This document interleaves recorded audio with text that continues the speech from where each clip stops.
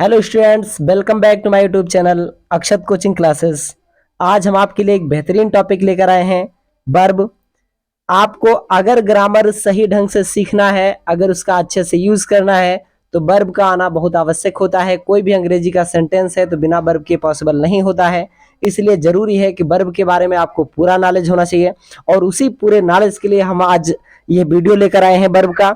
आपको ये वीडियो बहुत ही आवश्यक है देखना, और जरूर लास्ट तक देखिएगा, क्योंकि जब तक आप लास्ट तक देखेंगे नहीं तब तक आपको पूरा नॉलेज होगा नहीं, और आधा अधूरा ज्ञान बहुत ही खतरनाक होता है।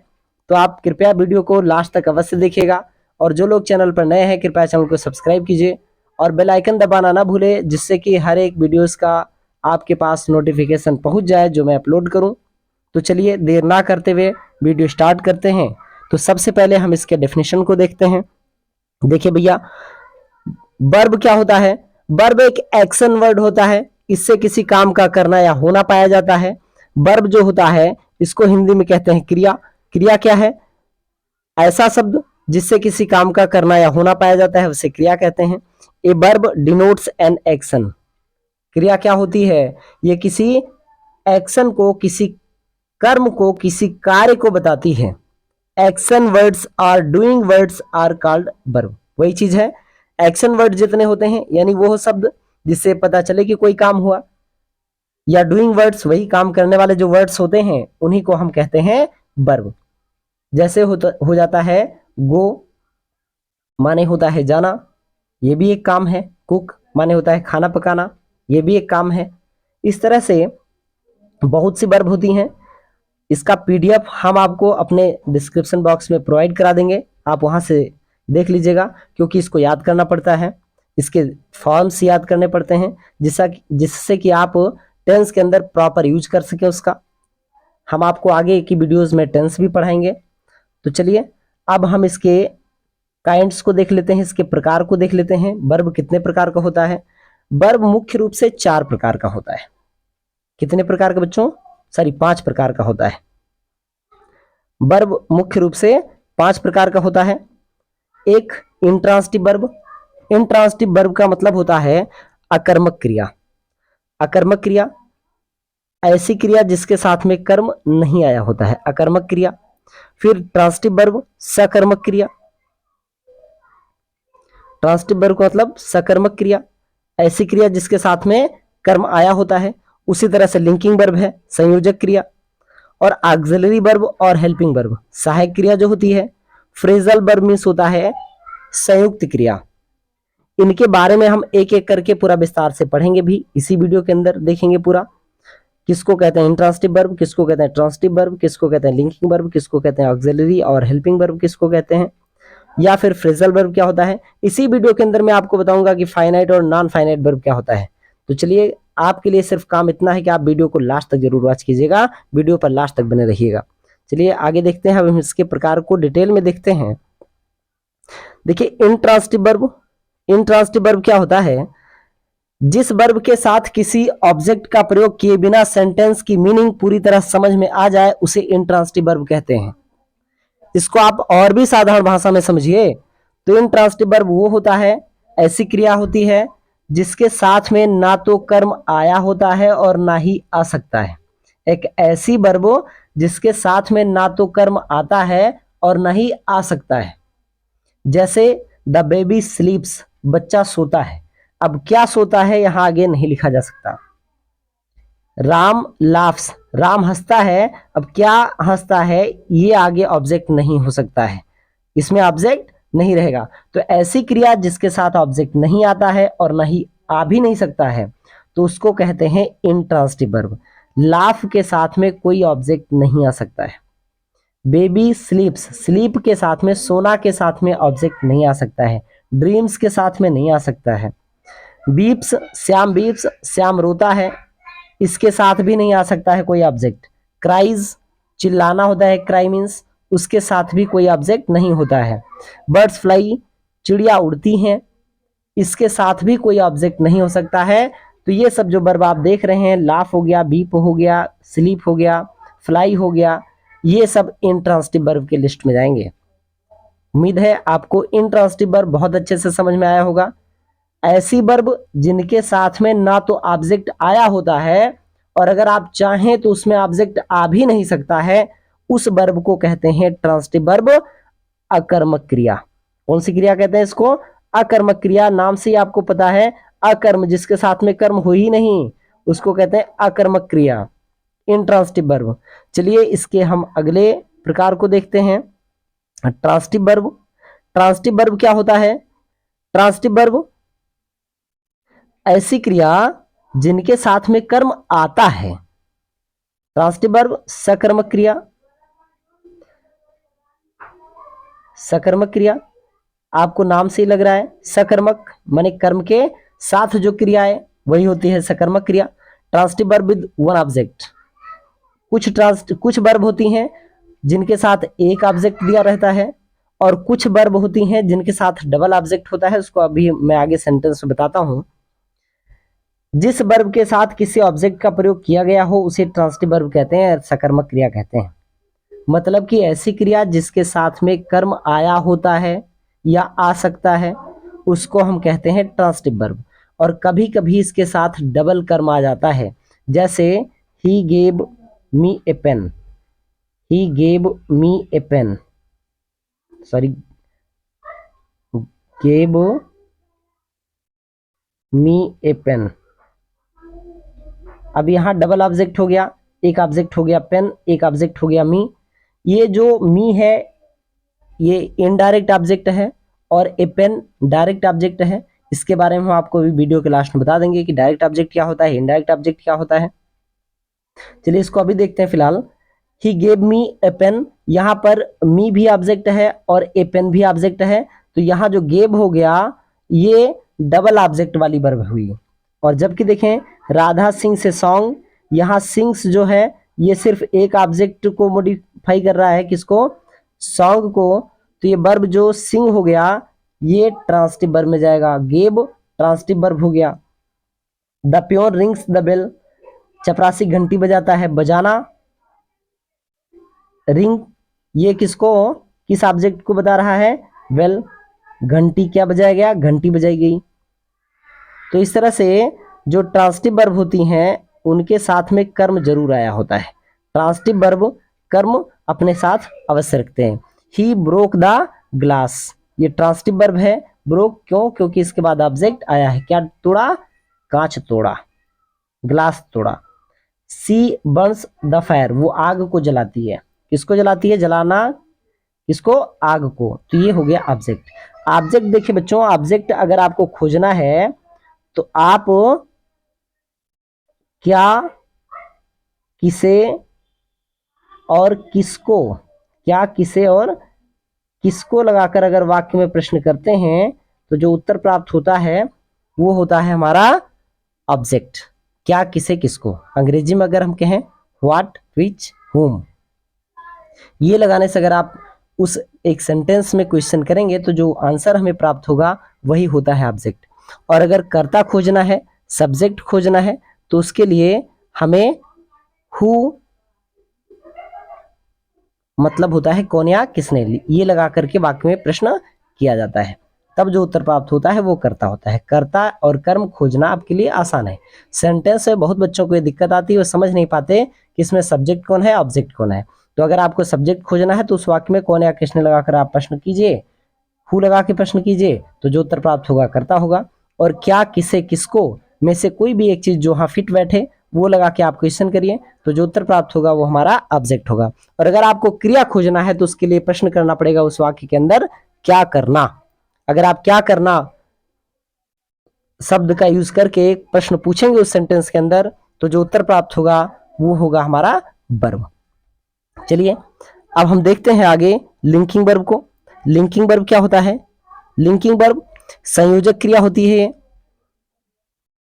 लिंकिंग वर्ब मतलब होता है संयोजक क्रिया। संयोजक मतलब होता है जोड़ने वाला। संयोजक क्रिया,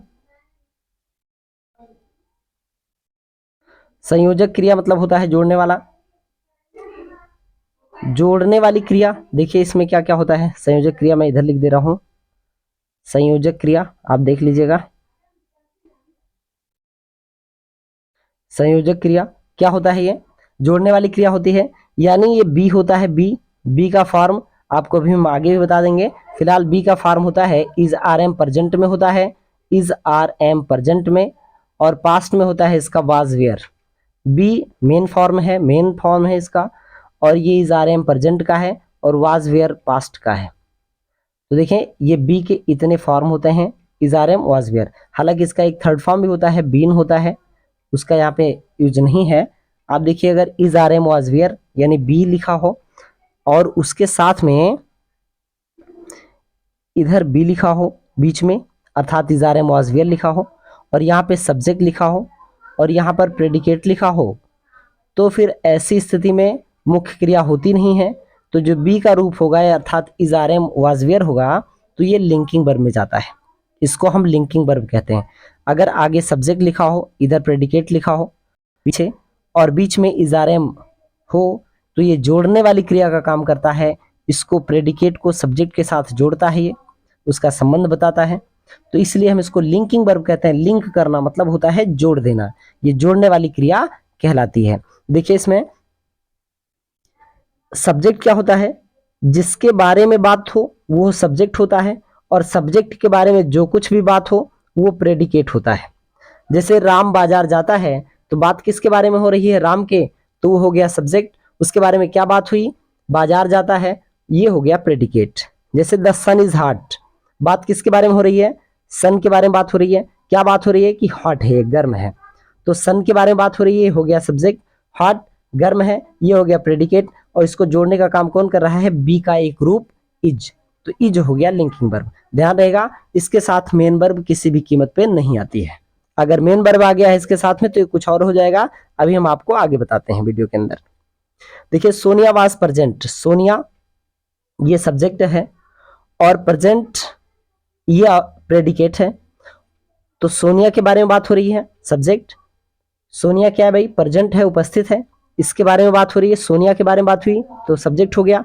इसके बारे में क्या बात हो रही है कि प्रेजेंट है, ये प्रेडिकेट हो गया, और बीच में इसको जोड़ने के लिए कौन यूज किया गया है, was. Is are am was were में से अगर कुछ यूज किया गया है इस तरह से बीच में और उसके साथ मेन वर्ब नहीं आई है, तो ये होता है लिंकिंग वर्ब। उसी तरह से द स्टार्स आर ब्राइट, बात किसके बारे में हो रही है, तारों के। कौन सी बात हुई कि ब्राइट हैं, और जोड़ा इसको किसने, इज आर एम में से एक, अर्थात बी का ही एक रूप यहां पर है और इसके साथ मेन वर्ब नहीं है, तो आर हो गया लिंकिंग वर्ब। उसी तरह से माई मदर वाज एंग्री, बात किसके बारे में हो रही है, माई मदर सब्जेक्ट हो गया, एंग्री क्या हो गया, प्रेडिकेट हो गया, जोड़ा किसने, वाज ने। जब is are am was were कोई एक जोड़ता है तो फिर वो लिंकिंग वर्ब होता है, इसके साथ मेन वर्ब नहीं होनी चाहिए, ध्यान रहे। बिमला, बात किसके बारे में हो रही है, बिमला के, कैसी है, लेजी है, आलसी है, लेजी क्या हो गया, प्रेडिकेट हो गया, जोड़ा किसने इसको, सब्जेक्ट को प्रेडिकेट से इज ने जोड़ा, तो इज हो गया लिंकिंग वर्ब। उम्मीद है बच्चों लिंकिंग वर्ब आप बहुत अच्छे से समझे होंगे। आगे सब्जेक्ट रहेगा, पीछे प्रेडिकेट रहेगा, और उनको जोड़ने का काम करेगा बी का ही एक रूप is are am was were में से एक, और ध्यान रहे इसके साथ में मेन वर्ब नहीं आनी है। अगर मेन वर्ब आ गया तो कुछ और होगा, अभी मैं आपको आगे बताता हूं। चलिए आगे देखते हैं। ये देखिए ऑक्सिलरी वर्ब, ऑक्सिलरी वर्ब क्या होता है, ऑक्सिलरी वर्ब का मतलब होता है सहायक क्रिया, ऑक्सिलरी वर्ब का मतलब होता है सहायक क्रिया। तो देखिए बच्चों ऑक्सिलरी वर्ब दो प्रकार की होती है। ऑक्सिलरी वर्ब ऐसे होती क्या है, पहले आप इसको जानिए। ये होती है सहायक क्रिया, क्या सहायक क्रिया होती है, हेल्पिंग वर्ब होती है ऑक्सिलरी वर्ब, सहायक क्रिया। ये दो तरह की होती है, एक होती है प्राइमरी ऑक्सिलरी और एक होती है मॉडल ऑक्सिलरी, जिसको आप मॉडल्स भी कहते हैं, मॉडल ऑक्सिलरी मॉडल्स कही जाती है। तो सहायक क्रिया क्या है, देखिए अगर जहाज है एक, तो उसमें एक होता है पायलट, एक होता है को पायलट। पायलट मेन पायलट होता है, को पायलट उसकी हेल्प करने के लिए होता है। उसी तरह से ये जो सेंटेंस होता है इसमें एक होती है मेन वर्ब, क्या, एक होती है मेन वर्ब और एक उसकी मदद करने के लिए होती है, तो उसको हम कहते हैं सहायक क्रिया। पहले क्या, मेन वर्ब होगा, मेन वर्ब से भी पहले हेल्पिंग वर्ब यूज किया गया होता है, मेन वर्ब और हेल्पिंग वर्ब। देखिए अगर मेन वर्ब है उसके साथ में कोई एक और वर्ब आई है जो कि उसकी हेल्प कर रही है, ये उसको टेंस डिसाइड करने में मदद करती है कि कौन सा टेंस है, हम आप हेल्पिंग वर्ब के माध्यम से ही जान पाते हैं। तो टेंस डिसाइड करने के लिए हेल्पिंग वर्ब का यूज हुआ रहता है। उसके साथ मेन वर्ब की जो फॉर्म होती है, फर्स्ट सेकंड थर्ड फॉर्म में से, या एनजी फॉर्म, यस या यस फॉर्म कुछ लगा होता है। इसको आप पीडीएफ में डिस्क्रिप्शन बॉक्स में दे दूंगा, उसको आप जरूर याद कर लीजिएगा। कम से कम आपको 150, 200, 250 जैसे आपकी कैपेसिटी हो उतनी वर्ब की फॉर्म्स आपको याद होनी चाहिए। तो देखिए, हेल्पिंग वर्ब होती है, फिर उसके बाद मेन वर्ब होती है। अब यही हेल्पिंग वर्ब दो प्रकार की होती है, एक प्राइमरी हेल्पिंग वर्ब होती है और एक मॉडल हेल्पिंग वर्ब होती है। प्राइमरी ऑक्सिलरी और एक होता है मॉडल ऑक्सिलरी। देखिए, प्राइमरी ऑक्सिलरी क्या है, अभी मैंने आपको बताया था इज आर एम के बारे में कि देखिए ये बी का ही फॉर्म होता है इज आर एम, बी का form is are am, was were भी होता है इसका form was were, is are am was where.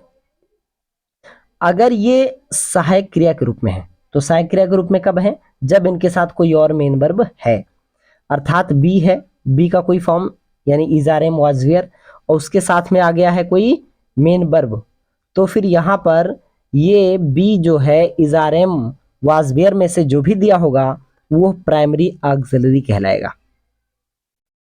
समझ गए, उम्मीद है। उसी तरह से हैव, अगर यहां पर बी की जगह हैव लिखा हो, बी की जगह अगर हैव लिखा हो, हैव का रूप होता है क्या, हैज हैव हैड, इसका फॉर्म होता है हैज हैव हैड। तो अगर इसमें से कुछ भी लिखा हो, उसके बाद में मेन वर्ब लिखी हो, हैज हैव हैड उसके बाद में मेन वर्ब, तो भी ये हैज हैव हैड क्या होगा, प्राइमरी ऑक्सिलरी में जाएगा। लेकिन इसके साथ शर्त ये है कि मेन वर्ब होनी चाहिए। कभी कभी हैज या हैव या हैड ये खुदे मेन वर्ब की भूमिका में होते हैं, यहाँ एक और मेन वर्ब नहीं होती है। जैसे आई हैव ए पेन, तो यहाँ हैव का मतलब होता है रखना, ये मेन वर्ब में आ जाता है, तो इसमें हम इसको ऑक्सिलरी नहीं बोलेंगे, ये मेन वर्ब भी है, प्रेजेंट इंडेफिनिट टेंस होता है ये। तो शर्त ये है कि जब हैज हैव हैड होगा सहायक क्रिया तो इसके साथ में कोई एक मेन वर्ब होनी चाहिए, और जब क्या मेन वर्ब नहीं है, और जब मेन वर्ब नहीं है तो खुद ही मेन वर्ब है, तो ऐसी स्थिति में इसको हम प्राइमरी ऑक्सिलरी नहीं कहेंगे। उसी तरह से डू होता है। देखिए डू, डू का फॉर्म होता है डू डज डिड, ये प्रेजेंट इंडेफिनिट टेंस की सहायक क्रिया है और ये पास्ट इंडेफिनिट की। और इसके बाद जब आ जाता है मेन वर्ब तो फिर हम इसको भी कहते हैं प्राइमरी ऑक्सिलरी। क्या बोलते हैं, प्राइमरी ऑक्सिलरी। आप एक चीज और देखेंगे, कभी कभी डू लिखा होता है मेन वर्ब के रूप में, क्योंकि डू मीन्स होता है करना। जैसे आई डू माई वर्क, मैं अपना कार्य करता हूं, आई डू माई वर्क। अब देखिए यहां पे आप नहीं कह सकते कि ये प्राइमरी ऑक्सिलरी है, क्यों, क्योंकि इसके साथ मेन वर्ब नहीं है, गायब है।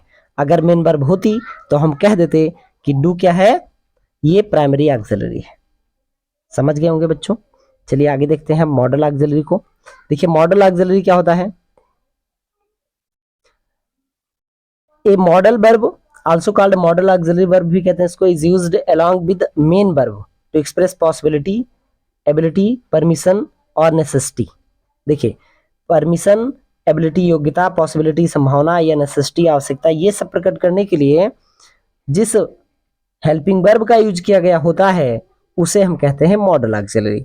यानी जो मॉडल्स होंगी इनके साथ भी मेन वर्ब का आना आवश्यक है, मॉडल्स के साथ भी मेन वर्ब आती है, मॉडल्स के साथ भी मेन वर्ब दी रहेगी, तब हम इसको कहेंगे मॉडल ऑक्सिलरी। और ये प्रकट क्या करेगा, पॉसिबिलिटी, एबिलिटी, परमिशन या फिर नेसेसिटी। देखिए जैसे कैन होता है, कैन मीन्स होता है सकना, ये पावर और कैपेसिटी के लिए यूज किया जाता है, इसका पास्ट फॉर्म होता है कुड। उसी तरह से मे माने भी होता है सकना, ये पॉसिबिलिटी के लिए, या seeking request, seeking permission politely, यहाँ पे इसका यूज किया जाता है। इसके लिए मैं एक आपको विशेष वीडियो प्रोवाइड करा दूंगा 5 या 10 मिनट की, जिसमें मैं इसके यूज के बारे में विस्तार से बता दूंगा आपको।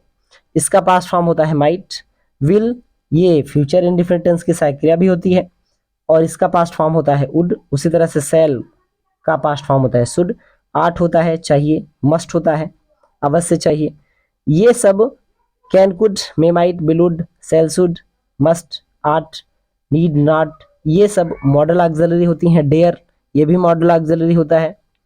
तो ये सब मॉडल ऑक्सिलरी हैं। और ध्यान रहे एक चीज कि मॉडल ऑक्सिलरी अगर दी गई है और इसके साथ बी नहीं आया है तो चाहे जो मॉडल ऑक्सिलरी रहेगी इनके सब के साथ में हमेशा वर्ब की फर्स्ट फॉर्म आगे दी रहेगी। अगर इनके साथ बी नहीं आया है तो हमेशा इनके साथ वर्ब का फर्स्ट फॉर्म ही आता है मॉडल ऑक्सिलरी के साथ में। ध्यान रखिएगा इस चीज को। तो उम्मीद है ये आपको समझ में आया होगा। फिलहाल मैं इसके यूज का एक वीडियो आपको प्रोवाइड करा दूंगा कुछ ही दिनों के अंदर। चलिए अब आगे देखते हैं फ्रेजल वर्ब के बारे में। क्या होता है फ्रेजल वर्ब? देखिए इसके लिए बहुत ही बढ़िया एक ट्रिक है, आप समझ जाइए। क्या? फ्रेजल वर्ब के लिए देखिए, फ्रेजल वर्ब जो होता है, फ्रेजल वर्ब ऐसे वर्ब्स होते हैं जो क्रिया और विशेषण के मेल से बने होते हैं। फ्रेजल वर्ब का अर्थ उनके वास्तविक रूप से अलग होता है। आपको सीधा एक चीज देखना है कि दो शर्तें यहाँ पे, वर्ब आया रहेगा और वर्ब के साथ में प्रीपोजिशन होगा। क्या? प्रीपोजिशन होगा, इसके साथ में प्रीपोजिशन होगा। और उसके बाद में दूसरा सबसे बड़ा शर्त ये है कि इसकी जो मीनिंग है वो बदल जाएगी। मीनिंग बदल जाएगी। अगर मीनिंग नहीं बदली तो फिर ये फ्रेजल वर्ब नहीं है। जैसे I went on a tour, और फिर एक लाइन है I went on my work, देखिए I went on my work, यहां पर दोनों वेंट वर्ब हो गया, यहां वेंट वर्ब हो गया, इसके साथ में ऑन आया है प्रीपोजिशन, यहां भी ऑन आया है। इसका मतलब है कि मैं अब एक टूर पर गया, मैं एक यात्रा पर गया, तो यहाँ वेंट मीन्स जाना होता है, इसका अर्थ यही निकल रहा है जाना। तो जब अर्थ वही रहेगा तो ये नॉर्मल वर्ब है, ये फ्रेजल वर्ब नहीं है। शर्त ये है कि प्रीपोजिशन भी आए और अर्थ भी बदल जाए। जैसे वेंट के साथ में ऑन आया लेकिन इसका अर्थ नहीं बदला, जबकि ये वाला देखिए I went on my work, मैंने अपना काम जारी रखा, तो यहाँ वेंट ऑन मिस हो गया जारी रखा, जबकि वेंट का मतलब होता है जाना, लेकिन इसके साथ प्रीपोजिशन भी आ गया और इसका अर्थ भी बदल गया, तो ये हो गया फ्रेजल वर्ब। समझ गए होंगे? फ्रेजल वर्ब के लिए जरूरी है कि वर्ब लिखी हो, उसके साथ में प्रीपोजिशन आए, और फिर एक दूसरी शर्त यह है कि उसकी मीनिंग बदल जानी चाहिए, तभी कहेंगे फ्रेजल वर्ब। इसके और भी तमाम एग्जाम्पल हैं। जैसे ब्रेक मीन्स होता है सेंध लगाना, ब्रेक मीन्स होता है तोड़ना, और अगर इसमें हम लगा दें ब्रेक इनटू, ये लग गया प्रीपोजिशन, तो इसका मतलब हो जाता है सेंध लगाना, ब्रेक इनटू सेंध लगाना। उसी तरह आस्क मीन्स क्या होता है बच्चों? आस्क मीन्स होता है पूछना, और अगर हम इसमें लगा दें आस्क फॉर, तो देखिए ये लग गया प्रीपोजिशन और इसकी मीनिंग बदल गई। आस्क फॉर माने होता है मांगना। क्या? आस्क मीन्स पूछना और आस्क फॉर मीन्स मांगना। उसी तरह से सेंट माने होता है भेजना, सेंड मीन्स भेजना, और सेंड फॉर मीन्स होता है बुलाना। देखिए सेंड मीन्स भेजना और सेंड फॉर मीन्स बुलाना। इसी तरह से बहुत सी वर्ब हैं जिनका की मीनिंग बदल जाता है जब आगे प्रीपोजिशन लग जाता है, तो ऐसे सिचुएशन में इसको हम फ्रेजल वर्ब कहते हैं। उम्मीद है ये भी आप समझ गए होंगे। इसके और बहुत से एग्जाम्पल हैं, फ्रेजल वर्ब के बहुत से एग्जाम्पल होते हैं। आप देखिएगा एक्ट फॉर होता है, और put on, put off, switch on, switch off, उसका अर्थ बदल जाता है। तो जब वर्ब का कोई फॉर्म लिखा हो, चाहे फर्स्ट फॉर्म हो, सेकेंड फॉर्म हो, थर्ड फॉर्म हो, और उसके बाद में कोई प्रीपोजिशन लिखा हो, और जरूरी ये है कि उसकी मीनिंग बदल जानी चाहिए, तब हम उसको कहेंगे फ्रेजल वर्ब। संयुक्त क्रिया कहते हैं इसको। क्या? संयुक्त क्रिया बोलते हैं इसको, संयुक्त क्रिया फ्रेजल वर्ब। तो उम्मीद है ये भी आप समझ गए होंगे। अब लीजिए आपके लिए सबसे एकदम जबरदस्त टॉपिक है फाइनाइट और नॉन फाइनाइट वर्ब का। देखिए इसमें बच्चे बहुत कंफ्यूज रहते हैं कि सर जी फाइनाइट वर्ब क्या है, नॉन फाइनाइट वर्ब क्या है। देखिए ये आपको आगे चल के काम देगा। Finite verb, non finite verb, ये सिंपल सेंटेंस के लिए होता है। सिंपल सेंटेंस कोई कौन सा होता है जिसमें सिर्फ एक ही फाइनाइट वर्ब का प्रयोग किया जाए, वो होता है सिंपल सेंटेंस। अब बच्चे कंफ्यूज हो जाते हैं सर जी फाइनाइट वर्ब क्या है, तो देख लीजिए बहुत आसान शब्दों में आप देखिए फाइनाइट वर्ब के बारे में। आप एक बार बेहतर ढंग से समझ जाइए, फिर आपको कभी भी देखने की जरूरत नहीं पड़ेगी। बहुत से ऐसे सेंसेस है, ट्रांसफॉर्मेशन है, सिंटेक्स है जहां आपको इसकी आवश्यकता पड़ती है। चलिए देखिए फाइनाइट वर्ब क्या है। देखिए फाइनाइट वर्ब, ये पार्ट्स ऑफ स्पीच में फाइनाइट वर्ब अपने सब्जेक्ट के नंबर तथा पर्सन से प्रभावित होकर तथा भिन्न भिन्न टेंसेस में अपना रूप बदलता है, इसीलिए इसे फाइनाइट वर्ब कहते हैं। एकदम बिल्कुल आसान भाषा में समझिए, जो क्रिया टेंस या फिर कर्ता से प्रभावित होकर अपना रूप बदल दे, अपना फॉर्म बदल दे, उसे कहते हैं फाइनाइट वर्ब। जो क्रिया टेंस से या फिर सब्जेक्ट से प्रभावित होकर के अपना रूप बदल दे उसको कहते हैं फाइनाइट वर्ब। जैसे देखिए लिखा है I went to market, I went to market. देखिए ये टेंस है पास्ट इंडेफिनिट का। अगर यही मैं कर दूं कि ये प्रेजेंट इंडेफिनिट कर दूं इसको, तो फिर वेंट का गो हो जाएगा। देखिए टेंस बदला और वर्ब बदल गई, इसने अपना फॉर्म बदल दिया। ये सेकेंड फॉर्म था, अभी फर्स्ट फॉर्म हो गया। अगर इसी आई की जगह हम ही कर दें, ही हो गया, तो फिर अब गो भी नहीं रहेगा, गोज हो जाएगा। देखिए बार बार जब हम सब्जेक्ट चेंज कर रहे हैं तब भी अपना रूप बदल रही है वर्ब, और जब हम इसका टेंस बदले तब भी इसने अपना रूप बदला। तो ऐसी सिचुएशन में ये होती है फाइनाइट वर्ब। एक बार फिर से सुन लीजिए, जो क्रिया कर्ता या फिर टेंस से प्रभावित होकर, दोनों में से किसी से भी प्रभावित होकर अपना रूप बदल दे उसको कहते हैं फाइनाइट वर्ब। और फिर वही इसका अपोजिट हो जाता है कि जो क्रिया टेंस से और सब्जेक्ट से प्रभावित ना हो, अर्थात कर्ता या फिर टेंस से प्रभावित होकर अपना रूप ना बदले, वो जैसे रहे वैसे ही बनी रहे, तो उसको कहते हैं नॉन फाइनाइट वर्ब। जैसे हम इसका भी एग्जांपल देख लेते हैं कि I want to buy a pen, I want to buy a pen. अब देखिएगा मैं इसको एक दूसरा टेंस बना के आपको दिखा देता हूं। ये प्रेजेंट इंडेफिनिट है, वर्ब का फर्स्ट फॉर्म आया है। दूसरा एक मैं यहां लिख देता हूं, I wanted to buy a pen, I wanted to buy a pen. देखिए अब यहां पर वांट था प्रेजेंट इंडेफिनिट, यहां वांटेड हो गया पास्ट इंडेफिनिट, यानी टेंस बदला गया, तो यह वहां वांट लिखा था और यहाँ पे वांटेड हो गया। तो टेंस के बदलने से या फिर सब्जेक्ट के बदलने से अगर मैं अभी यहाँ पे ही कर देता तो वांट्स हो जाता।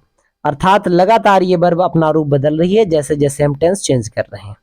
तो ये हो गया फाइनाइट वर्ब। लेकिन आप देखेंगे यहां पर टू बाई लिखा था, बाई लिखा था, यहां भी टू बाई ही लिखा है, यहां टू बाई था, यहां भी टू बाई है।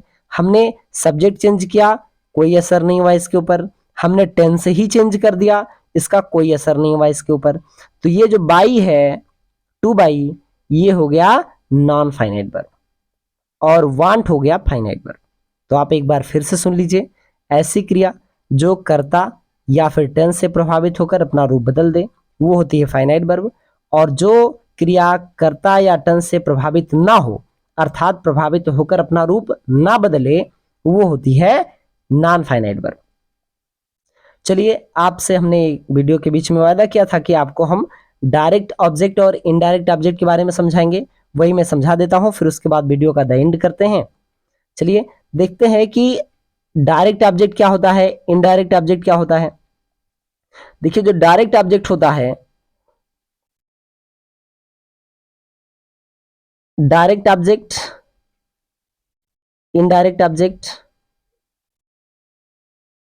डायरेक्ट ऑब्जेक्ट जो होगा वो बच्चों निर्जीव कर्म होता है। डायरेक्ट ऑब्जेक्ट निर्जीव कर्म, इनडायरेक्ट ऑब्जेक्ट सजीव कर्म। देखिए जो सजीव कर्म होगा इनडायरेक्ट ऑब्जेक्ट, डायरेक्ट ऑब्जेक्ट निर्जीव कर्म। जैसे मैंने उसे एक पेन दिया, तो उसे दिया, I gave him a pen. Sorry he, चलो एक इसको ही देख लेते हैं, he gave me a pen.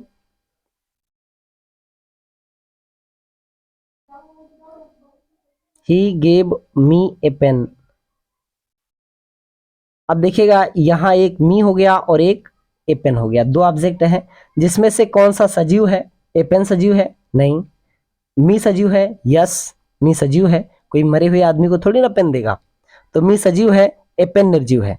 तो यहाँ ए पेन हो गया डायरेक्ट ऑब्जेक्ट और ये मी हो गया इनडायरेक्ट ऑब्जेक्ट।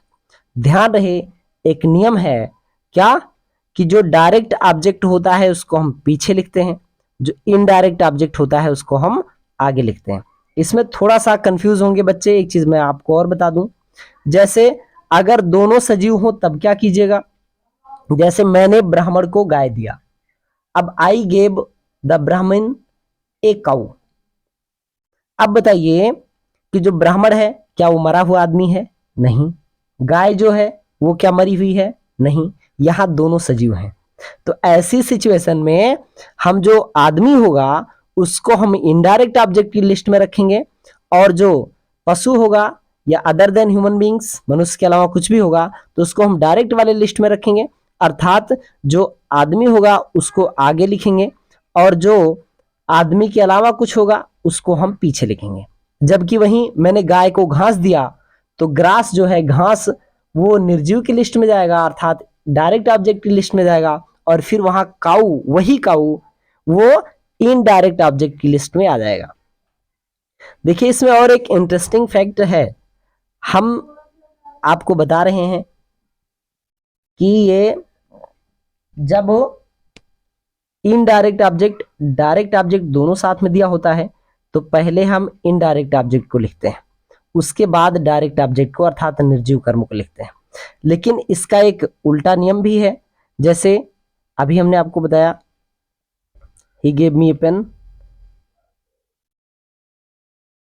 अगर आप चाहें तो पेन को आगे और मी को पीछे कर सकते हैं, लेकिन इसके लिए जरूरी ये है कि मी से पहले अर्थात इनडायरेक्ट ऑब्जेक्ट से पहले टू या फॉर लगाना पड़ेगा।